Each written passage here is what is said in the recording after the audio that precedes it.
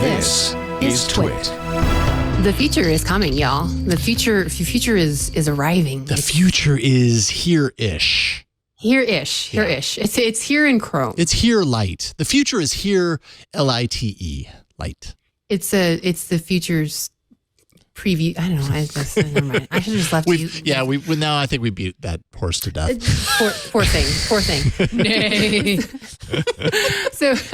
So we're going to talk about Passkeys, and we're going to talk about Chrome. And we've talked about Passkeys a bit in the past as part of the Fast Identity Online Alliance, the FIDO Alliance, which is creating a new authentication technology and flow that is hopefully going to replace passwords, because passwords suck. They're just cumbersome. They're hard to remember. We have this entire category of software that helps us deal with the fact that passwords are just difficult for us to use, and also just for security in general. So we have talked about Passkeys before, which are a much better alternative because they are basically mathematically and securely generated cryptographic key pairs. And when you want to, authenticate, rather than giving, a website the name of your dog or your birthday or just the numbers 1, 2, 3, 4, 5, 6, you give them this kind of very, sophisticatedly generated number, and they have their own, version of this number, which is key. Those two keys are linked, and that's it. You don't have to remember, anything. You don't have to, necessarily generate yourself,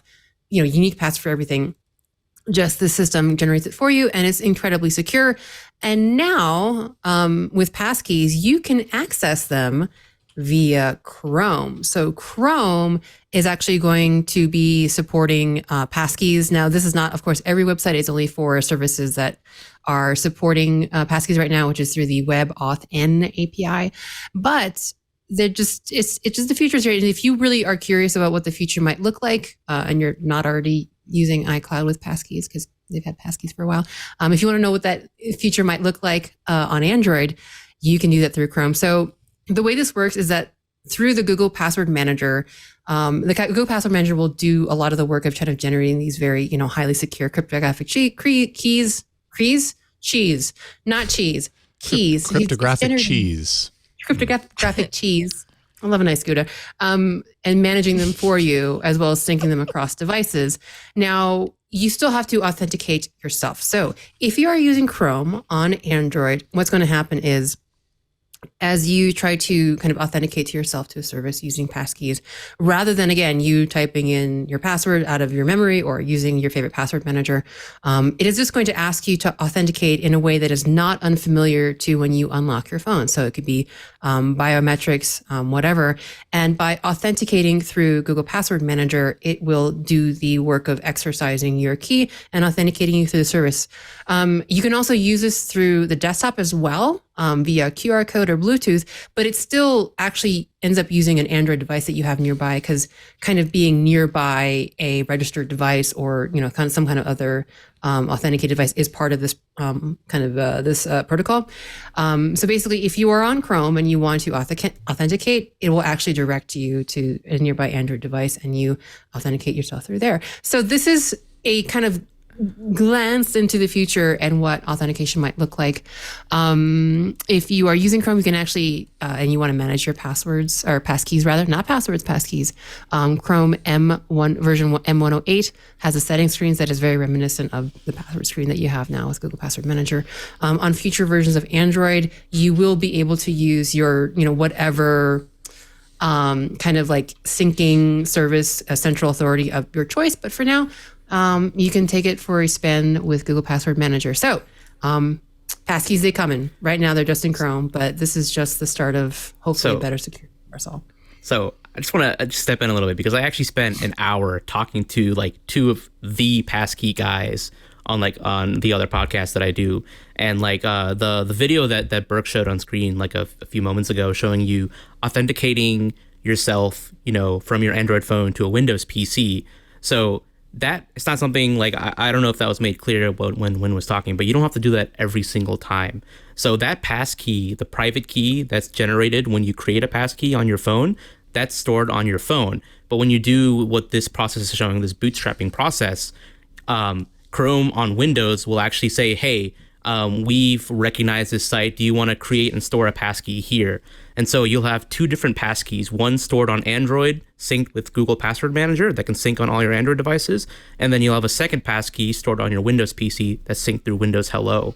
So these passkeys are actually like per device. And what the Google Password Manager can do is it can back up and sync those throughout your Android devices. And, they use end-to-end encryption for syncing your private keys. So it's not like once you lose your phone, you lose all your passkeys forever. No, like once you sign into your Google account on a new phone, you can use various ways to authenticate yourself and then re-download those private keys and reuse your passkeys on a new Android phone. But if you're going like cross-device, that's using like a separate process, which, as Brooke showed that in that video example, is using the QR code. Okay. Yeah. And that doesn't have to be done every time. You can do that temporarily, but then after you do it once, you can be prompted to generate a passkey for that device. And then from then on, that device will just use its own passkey to sign in. And at that point, the sign-in process is it really just like a one tap, like click here to sign in, passkey exchange? It's just classic, like, do you want to use this passkey? Man, that sounds and that's it. Nice. Yeah. It sounds really nice. I suppose the challenge is that, we're waiting for support to build up.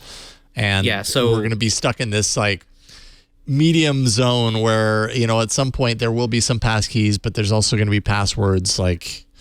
For the next few years, there's going to be most sites are going to use passwords as backup. And if you wanted to try it, like there's a few passkeys.dev, passkeys.io, like some websites. I know Best Buy has implemented it.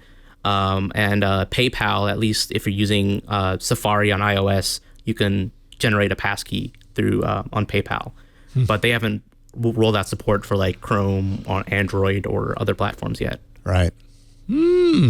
So are you optimistic then, Mishaal, as far as what we're seeing here, as this passkeys being a solid like replacement for passwords? I mean, we could all complain and have probably many times about passwords being the bane of our existence. But we've learned to adapt to it as best as we can, but it still has issues. Do you like what you see with passkeys? Do you think this is the right approach? Oh, absolutely. Like getting rid of passwords is definitely like, I mean, you probably have family members who still take passwords or write down their passwords on like a notepad. I mean, oh my goodness. And like, I definitely I can't convince them to use password managers. It's impossible. Like, it's just too much for them. Yeah. So technically, the notepad is safer. Right, because it's air gaps, right? It is, I guess. Okay. I mean, yes.